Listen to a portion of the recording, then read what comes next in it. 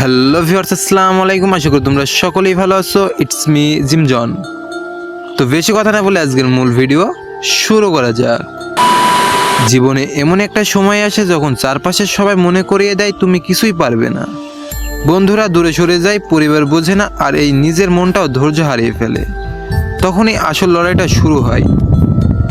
জীবন কখনো সোজা ছিল না, কেউ তোমাকে বলে দেয়নি সব কিছু সহজ হবে।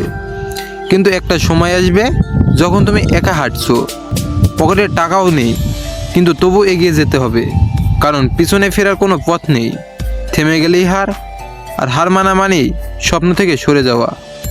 আমি জানি আজ তুমি কষ্টে আছো, হয়তো রেজাল্ট ভালো হয়নি, হয়তো পরিবার তোমার স্বপ্ন বিশ্বাসকে ভেঙে ফেলেছে, হয়তো অনেকেই বলেছে তোমার দ্বারা কিছুই সম্ভব হবে না।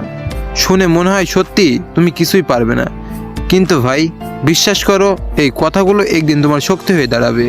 জেনে রেখো, বড় কিছু করার জন্য বড় কষ্ট সহ্য করতে হয়।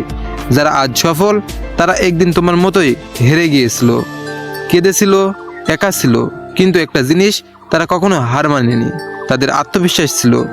কারণ এই পৃথিবীতে সবচেয়ে বড় শক্তি হলো নিজের উপর ভরসা।